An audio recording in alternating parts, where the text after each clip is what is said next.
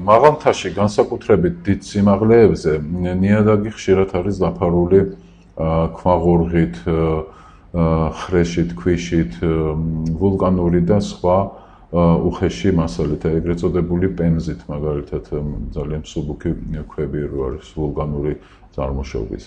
აი ეს მთლიანად ეს უხეში მასალა საკმაოდ, როგორც წესი, საკმაოდ ტენიანია.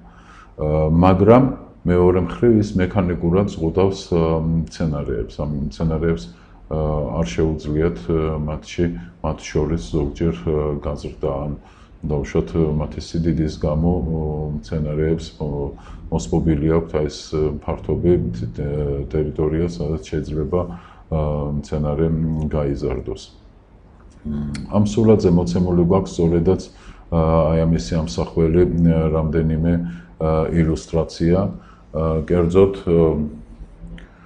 ხედავთ, რომ აი თუ კი გადავყრით აი ამ უხეშ მასალას, ხო, საკმაოდ დიდ ქვებს, აქ დავინახავთ აღმოჩნდება საკმაო ნესტიანი სუბსტრატი. იგივე შეიძლება ვთქვათ, დავუშვათ ამ შემთხვევაშიც აი უკვე თვალით გაირჩევა ნესტიანობა, ეს ნესტიანი მუქი ფერის არის, ვიდრე შედარებით ღია ფერის აი ეს მასალა, რომელიც ზევიდან აყრია ხოლმე და ფარავს. ის ადვილად შრება მზისგან, ამიტომ ზედა ნაწილი ყოველთვის მშრალია და ქვევით პირიქით ნესტიანი ქვედა მხარეს. იქ სადაც კლიმატი არის სეზონური, ნიადაგები სავეგეტაციო სეზონს ჩვეულებრივ ტენით გაჯერებულნი ხდებიან, ანუ გაზაფხულის ხანგრძლივი და ძლიერი წვიმების შემდეგ ეს ნიადაგები ამ ტენს ინარჩუნებენ გარკვეული პერიოდის მანძილზე. და თუ როდის დაიცლება ეს ტენის მარაგი, რომელიც გაზაფხულზე დაგროვდა, დამოკიდებულია ნიადაგი მათ საწყის ზომებზე, თვითონ ნიადაგის სტრუქტურაზეა დამოკიდებული. ტენით სეზონურ შევსებაზე, იმიტომ რომ ზაფხულის მანძილზეც არის ხოლმე ეს წვიმები და ზოგჯერ საკმაოდ ძლიერიც და სავეგეტაციო სეზონის ხანგრძლივობაზე. ანუ საწყისი მარაგი, შუა პერიოდში შევსება ამ დაცლილი მარაგისა და თვითონ აი ეს პერიოდი სავეგეტაციო, ეს სამი მთავარი კომპონენტი ამ შემთხვევაში ეს უნდა გამოიყოს და ეს უნდა კარგად ვიცოდეთ. თოვლის საფარის განაწილება და მისი ხანგრძლივობა, როგორც ვიცით და როგორც უკვე აღნიშნეთ ერთ-ერთ საწყის ლექციაში, დიდ გავლენას ახდენს ნიადაგის ტენიანობის რეჟიმზე. რელიეფით განპირობებული ტენის აკუმულაცია ხანდახან ისეთია რელიეფი, რომ რამდენიმე მხრიდან გროვდება ეს ჩამონადენი წყალი. ჩვენ ნახეთ სულ ცოტა ხნის წინ, რომ ჩამონადენი წყალი საკმაოდ დიდია, მისი წილი ამ ჩამონადენში, წყლის წილი. ხო და ეს იმ ადგილებში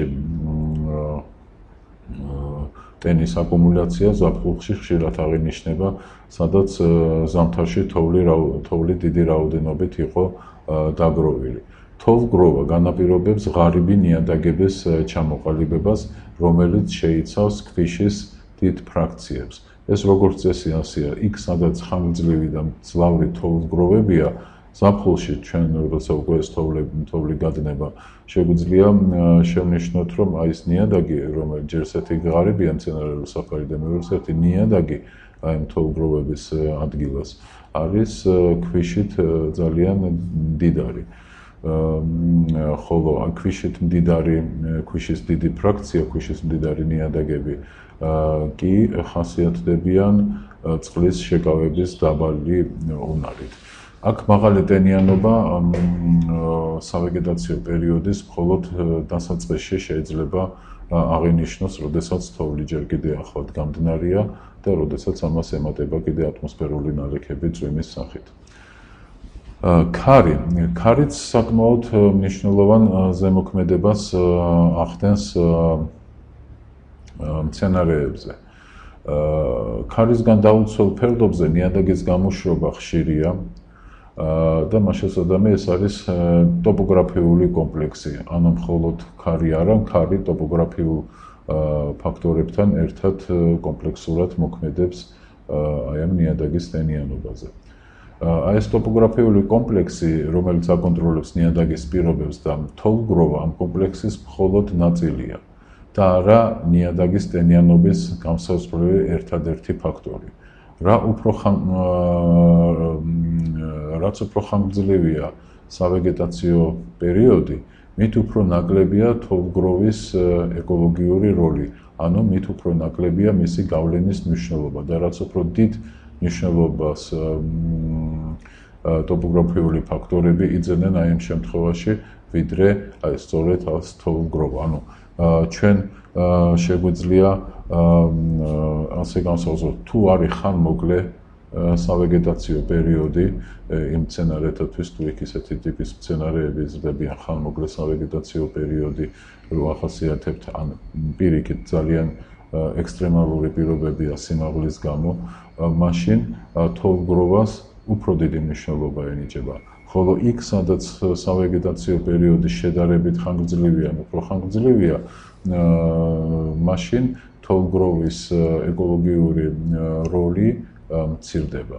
ტენიან ჰაბიტატში ნიადაგის ზედაპირის უმნიშვნელო შემაღლებაც კი სულ რამდენიმე სანტიმეტრიანი რომც იყოს ეს შემაღლება, უკვე გავლენას ახდენს ნიადაგის ტენიანობაზე. ჩვენ შეგვიძლია რამდენიმე ციფრის საშუალებით სწორედ დავადგინოთ აი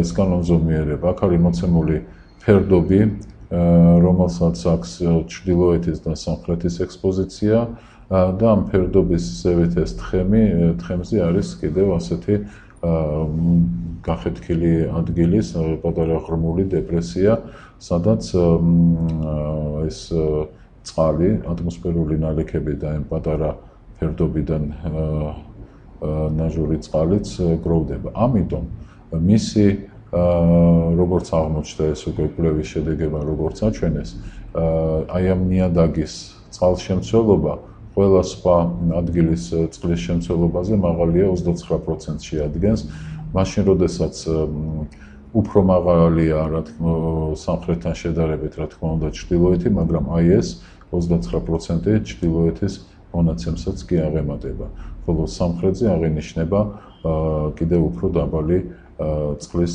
შემცველობა, ანუ 24%.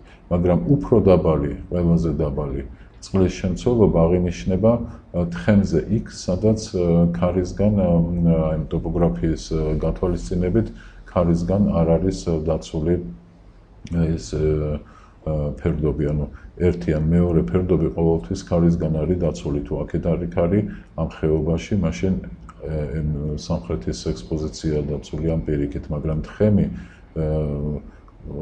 როგორც წესი არის ყოველთვის ქარიანი.